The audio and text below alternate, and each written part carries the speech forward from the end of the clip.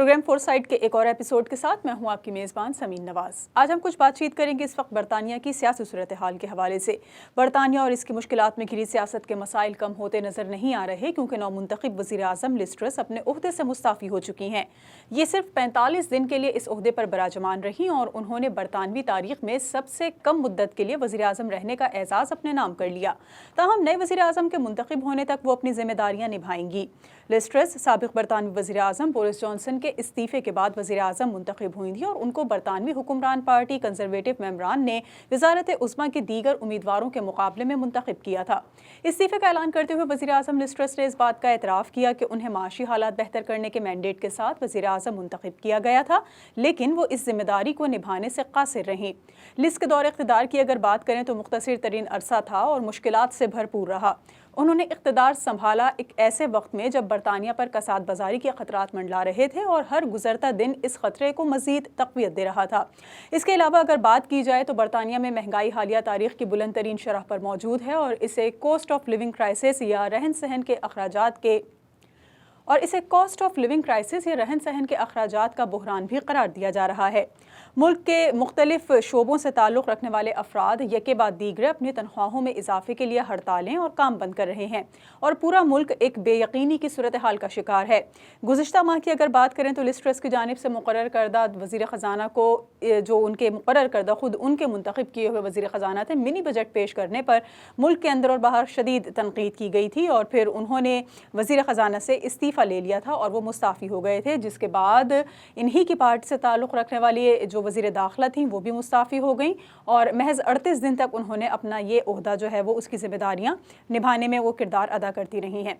अपने आज के इस प्रोग्राम में हम इसी हवाले से कुछ बातचीत करेंगे कि जो बरतानिया की सूरत हाल है और जो बरतानिया की सियासी बहरान की कैफियत है ये किस तरह से जारी सारी इस वक्त हमें नज़र आ रही है और इसका क्या अंजाम होगा, मुस्तक़बिल के बारे में क्या पेशगोइयाँ की जा सकती हैं और जिस तरह से बहुत तेज़ी से मामला तब्दील हो रहे हैं, हर रोज़ एक नया रुख इख्तियार करते नज़र आ रहे हैं, तो क्या आइंदा आने वाले दिनों में सूरत हाल होगी, इस पर कुछ गुफ्तगू करेंगे। और हमारे साथ इस पर बातचीत के लिए बरतानिया से हमें ज्वाइन कर रहे हैं सीनियर एनालिस्ट आसिमुद्दीन। उनसे गुफ्तगू का आगाज़ करेंगे लेकिन एक ब्रेक के बाद।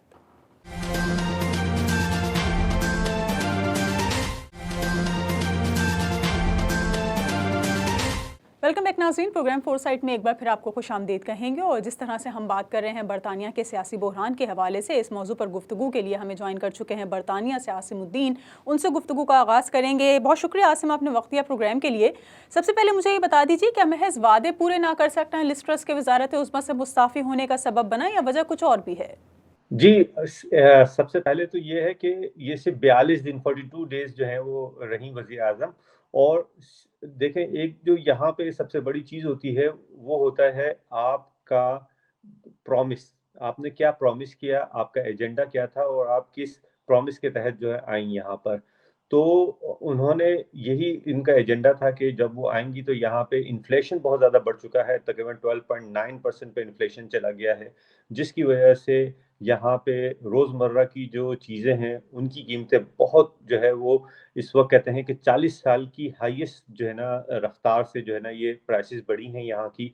उसके अलावा एक जो है यहाँ पे यूक्रेन के जो इस वक्त मसाइल चल रहे हैं, जो जंग चल रही है, उसकी वजह से यहाँ पे जो है एनर्जी का बहुत बड़ा बहरान जो है वो नज़र आ रहा है। यहाँ पे गैस और बिजली की जो सार्फिन है उनकी कीमतें भी जो है वो डबल बल्कि ट्रिपल जो है वो बढ़ चुकी हैं। तो ये एक मेन वजह थी जिसकी वजह से उन्होंने ये चीज़ प्रॉमिस की थी कि वो आके यहाँ पे आवाम को रिलीफ देंगी। वो जो है गैस और बिजली के जो बिल बढ़ गए हैं उसमें जो है वो यहाँ पे लोगों को कुछ ना कुछ जो है कंपनसेट करेंगी और उसके साथ-साथ जो है जो इन्फ्लेशन बढ़ रहा है उसको काबू में लाने की कोशिश करेंगी। और मेरा ये ख़्याल है कि उनके साथ उनकी पार्टी नहीं खड़ी हुई। कंज़र्वेटिव जो पार्टी है वो एक कैपिटलिस्ट पार्टी है, राइट विंग पार्टी है और वो नॉर्मली इन चीज़ों को बिल्कुल भी जो है पसंद नहीं करते कि वो लोग जो कि लो इनकम पर हैं या जो जो है बेनिफिट्स के पर हैं उनको किसी तरह से एंटरटेन किया जाए।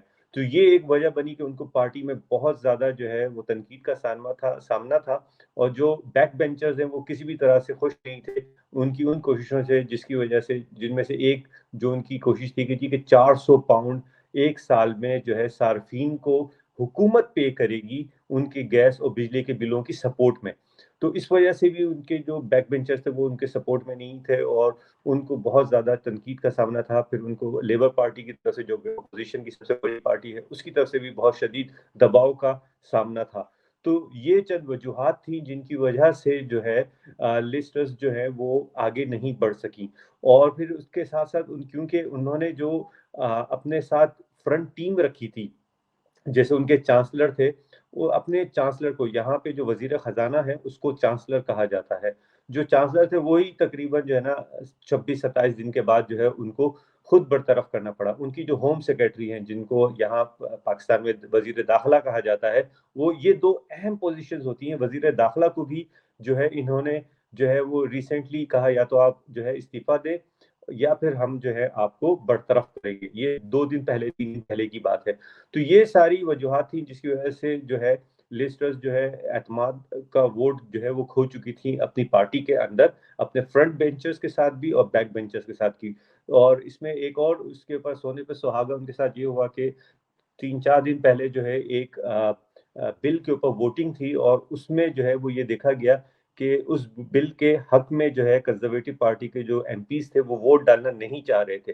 तकरीबन 78 एमपीज़ जो हैं वो एब्सेंट हुए उसमें, और जो लोग मौजूद थे उनके बारे में जो है पार्लियामेंट के अंदर जो है कहा गया कि उनको धक्के दिए गए, उनको मैन हैंडल किया गया, उनको जो है उस लॉबी की तरफ भेजा गया जिस लॉबी की तरफ कंजर्वेटिव के जो है एमपीज़ को जाना था।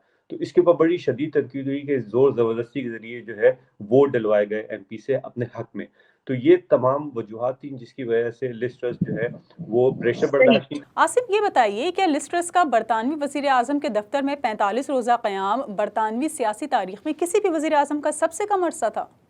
जी, ये जो है वाक़ई में एक जो है एक एक इनसे थोड़े से ज़्यादा अरसे तक जो है वो सेकंड वर्ल्ड वॉर के बाद जो है प्राइम मिनिस्टर रहे। मगर ये जो है हिस्ट्री में जो है बरतानिया की पार्लियामेंट की हिस्ट्री में ये सबसे कम वक़्त के लिए वज़ीर आज़म रही हैं। आसिम, कहा जा रहा है कि बरतानिया में शदीद माशी और बैनुल-अक़वामी अदम इस्तेहकाम चल रहा है और ये नज़र भी आ रही है सूरत हाल। तो क्या नए आने वाले सरबराह के लिए ये हालात तब्दील हो जाएंगे या उनमें इतनी सलाहियत होगी कि वो इन हालात को बेहतर कर सकेंगे और तब्दील कर सकेंगे?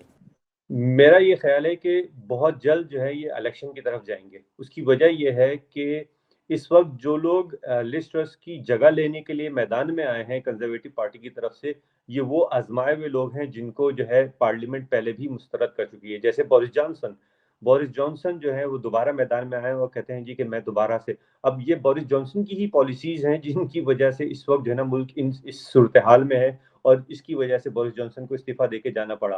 अब बोरिस जॉनसन कहते हैं जी कि मैं जो हूँ वापस आना चाहता हूँ और अपनी पॉलिसीज़ को दोबारा से कंटिन्यू करना चाहता हूँ। तो अगर वो कंटिन्यू करेंगे तो मेरा नहीं ख़्याल कि वो जो है इस बहरान से, इन मुश्किलात से जो है बरतानवी मईशत को निकाल सकेंगे। और बरतानवी मईशत इस वक़्त शदीद जो है प्रेशर में है और यहाँ पे जो है उसका महसूस किया जा रहा है कि लोगों की रोज़मर्रा के इस्तेमाल की चीज़ें जो मुस्तकिल जो है उनकी कीमतें बढ़ रही हैं। और मैं नहीं समझता कि बहुत जल्द जो है ये बहरान टल पाएगा अनलेस जो है बरतानिया एक नए इलेक्शन में जाए। आसिम, ये बताइए कि ये जो तमाम तर सूरत हाल नज़र आ रही है यूक्रेन जंग की बात, जिसको कहा जा रहा है कि मामलात मज़ीद बिगड़ चुके हैं, लेकिन अगर थोड़ा सा हम पीछे जाते हैं और ब्रेग्ज़िट की अगर हम बात करते हैं, तो जब ब्रेग्ज़िट हो रहा था और बरतानिया का यूरोपीय यूनियन से अलहदगी का मामला था, तो ये तमाम तर वो चीज़ें हैं जो उस वक्त ज़ेर बहस रहीं और इनके इम्कानात ज़ाहिर किए जाते रहे कि शायद बरतानिया माशी तौर पर जिस परेशानी का शिकार होगा वो यही तमाम तर चीज़ें थी जो अब नज़र आ रही हैं और जिसकी वजह से हम देख रहे हैं कि कसाद बाज़ारी भी बढ़ रही है, महंगाई भी बढ़ रही है, हड़तालें, एहतजाज, हर चीज़ का सिलसिला इस वक्त हमें जारी नज़र आ रहा है। तो जो बरतानिया को बहुत ज़्यादा मुश्किलात का सामना है, आपको क्या लगता है, क्या एक बड़ी वजह इसकी ब्रेग्ज़िट है? देखें, ये तो पहले से तय था कि ये जो अवाम को जो इमोशनल करके जो है डिसीजन लिया गया, ये जिसमें बोरिस जॉनसन जो है पेश पेश थे, और ये चीज़ सही साबित हो रही है कि ये जो है जिस तरह से बोरिस जॉनसन जो पहले जो है प्राइम मिनिस्टर थे, उन्होंने तो अपनी जान छुड़ाई जब उनको ये चीज़ पता चला कि जी कि ब्रेक्सिट में जो है वो वोट जो है वो यस में आ गया है। इसी वजह से वो जो है डेविड कैमरॉन जो है छोड़ के गए। और मेरे ख्याल में जो सारा प्रॉब्लम है ये उसी वक़्त से शुरू हुई जब जो है ब्रेक्सिट का फ़ैसला आया और उसके बाद से जो है ये तमाम बोरिस जॉनसन के जो फैसले हैं वो आहिस्ता आहिस्ता आहिस्ता आहिस्ता जो है वो इन्फ्लेशन रेट बढ़ता रहा, कीमतें बढ़ती रहीं, गैस बिजली का बहरान बढ़ता रहा। ये तमाम चीज़ें अनरेस्ट की तरफ इसी वजह से जा रही हैं कि बोरिस जॉनसन के जो फैसले थे ब्रेक्जिट के बाद वो मजीद डिजास्टर्स साबित हुए हैं बरतानवी मईशत के लिए। एक ब्रेक लेंगे, ब्रेक के बाद वापस आएंगे और कुछ मजीद गुफ्तगू करेंगे बरतानिया के सियासी बहरान के हवाले से। हमारे साथ रहिए।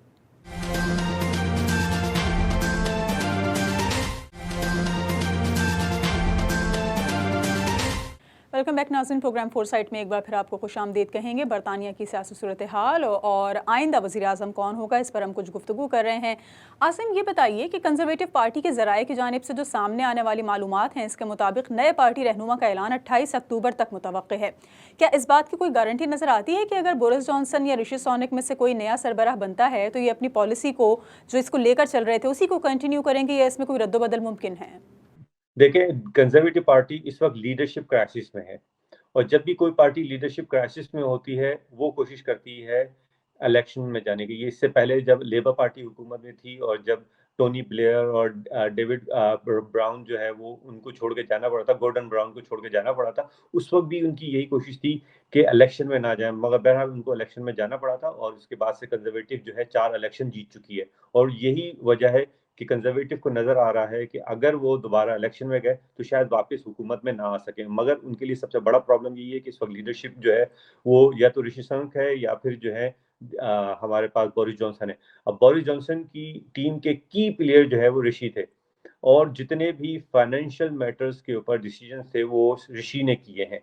तो अब इनके सामने जो है ना, जो कहा जाता है कि आगे कुआं और पीछे खाई, इस वक्त कंजर्वेटिव इस सूरत हाल से दो चार हैं कि अगर बोरिस जॉनसन को दोबारा लेकर आते हैं तो वो अपनी कंटिन्यू करेंगे पॉलिसीज, और ऋषि को इससे पहले भी लिज के मुकाबले में जो है वो रिजेक्ट करने की वजह यही थी कि वो बोरिस जॉनसन की टीम के एक बड़े प्लेयर थे और सारी माशी पॉलिसीज जो है वही ऋषि बना रहे थे।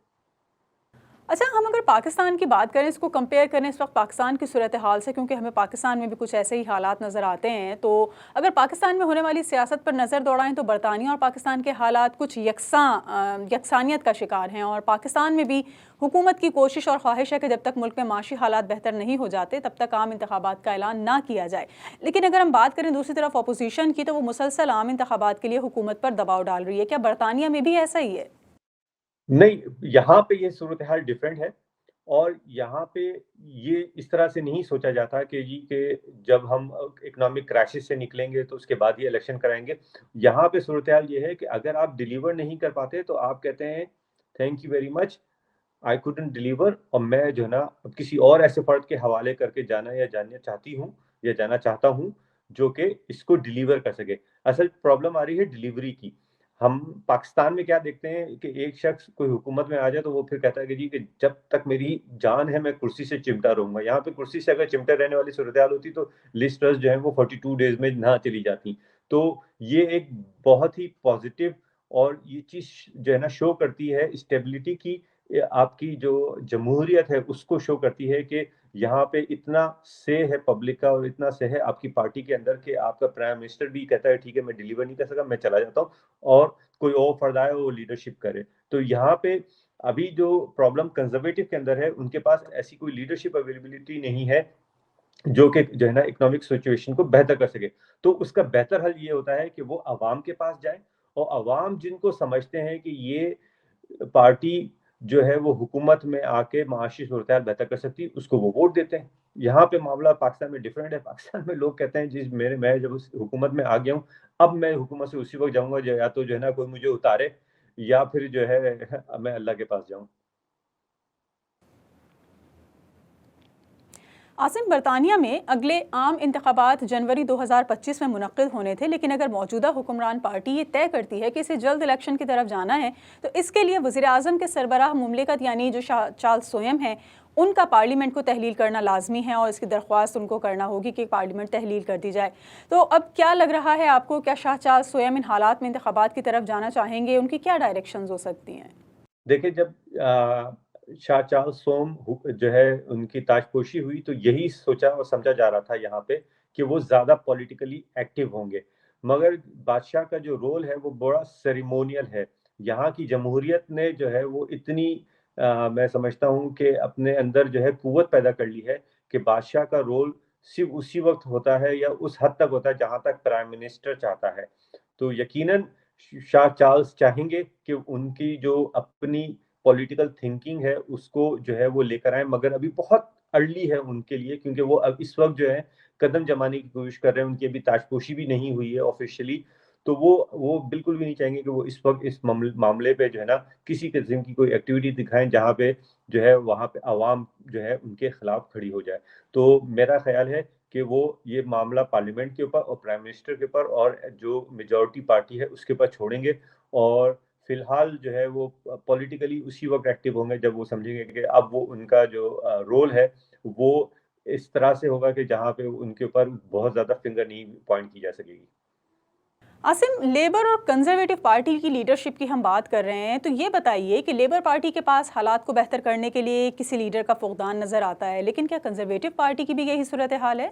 इस वक्त हुकूमत में कंजर्वेटिव पार्टी है और बोरिस जॉनसन जो है वो कंजर्वेटिव के पार्टी के जो है वो प्राइम मिनिस्टर थे।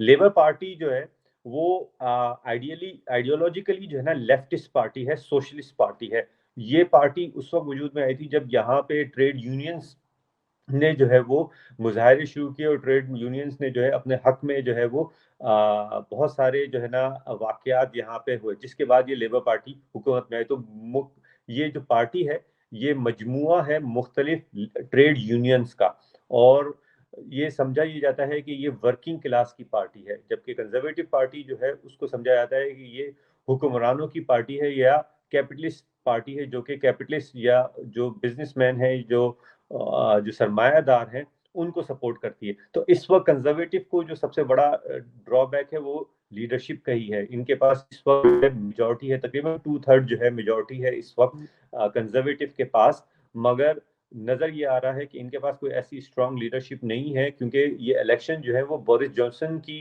क़यादत में लड़े गए थे, और बोरिस जॉनसन ही ने जो है वो अपना जो एजेंडा था वो जो है रखा था, जिसकी वजह से यहाँ पे इस वक्त जो मामला देखे जा रहे हैं वो यही है कि कंजर्वेटिव देख रही है बोरिस जॉनसन की तरफ, और अवाम जो है वो इस वक्त मुतनफ़र हो चुके हैं बोरिस जॉनसन और उनकी पॉलिसीज से, और बहुत ज़्यादा चांसेस यही नज़र आ रहे हैं कि इलेक्शन की तरफ जाएंगे। मगर लेबर पार्टी में भी इस वक्त जो है लीडरशिप की सूरत हाल बहुत ज़्यादा अच्छी नहीं है। जेरेमी कॉर्बिन जो कि लेफ्टिस्ट जो है बहुत ज़्यादा फार लेफ्ट के जो है ये क्या नाम है इनके लीडर बने थे लेबर पार्टी के, उनको लेबर पार्टी ने जो है वो पिछले इलेक्शन में शिकस्त के बाद हटा के जो है सेंटर लेफ्ट के जो है वो केयर स्टेमर को जो है वो बनाया है। मगर उनकी अभी तक पार्टी के ऊपर बहुत मजबूत गिरफ्त इसलिए नहीं हो सकी है क्योंकि जो ट्रेड यूनियंस हैं वो नॉर्मली जो है वो होती हैं सपोर्ट में लेफ्ट के। तो इस वक्त जो है दोनों पार्टीज में लीडरशिप की बड़ी जो है कमी है, और मेरा ख्याल है इसी वजह से बहुत ज़्यादा ज़ोरों शोर से अपोजिशन यानी कि लेबर पार्टी भी जो है नए इलेक्शन का मुतालबा इसलिए नहीं करी कि उनको भी अंदाज़ा है कि इस वक्त जो है उनको लीडरशिप की प्रॉब्लम है। मगर अगर इसी तरह के डिजास्टर्स फैसले करती रही कंजर्वेटिव की हुकूमत और इलेक्शन में नहीं जाती और कुछ अरसे के बाद इलेक्शन में जाती है, तो फिर यकीनन कंजर्वेटिव को तो बहुत बड़ा धक्का लगेगा, मगर उस धक्के का फायदा जो है वो लेबर पार्टी को पड़ेगा, इवन कि उनके पास बहुत अच्छी लीडरशिप मौजूद नहीं है अभी। बहुत शुक्रिया। आसिमुद्दीन बरतानिया से हमारे साथ मौजूद थे। और बरतानिया में ब्रेक्जिट के बाद से हालात मामूल पर नहीं आ सके हैं। कोरोना के बाद यूक्रेन की जंग ने बरतानवी माशरे पर बराह रास्त गहरे असरात मरतब किए हैं। माशी और सियासी दोनों महाजों पर मुसलसल तनज़्ज़ुली का अमल जारी है, और एक जानिब जहाँ बरतानवी हुक्मरान तबका मुल्क में मुसलसल बढ़ती हुई महंगाई पर काबू पाने में नाकाम रहा है, और अब आने वाली सर्दियों में बिजली और गैस का एक वाज़ेह बहरान सर उठाते हुए नजर आ रहा है, वहीं गुज़िश्ता 3 वज़राए आज़म अपनी इक़्तिदार की मुद्दत पूरी करने में नाकाम रहे हैं, जो सियासी अमल की नाकामी का सबूत है। ऐसे में बरतानिया को एक मजबूत और तवील मुद्दती हुकूमत की अशद ज़रूरत है, जो मुल्क को इन तमाम बहरानों से निकालने के लिए वाज़ेह और मरबूत हिकमत अमली अपनाए हुए तमाम स्टेक होल्डर्स को मुल्क में सियासी इस्तेहकाम के लिए एक जगह बिठा सके और इन तमाम मामलात को हल कर सके। आज के इस प्रोग्राम के लिए इतना ही। अगले हफ्ते एक और मौजू के साथ हाजिर होंगे। प्रोग्राम टीम के साथ समीन नवाज को इजाज़त दीजिए। अल्लाह निगहबान।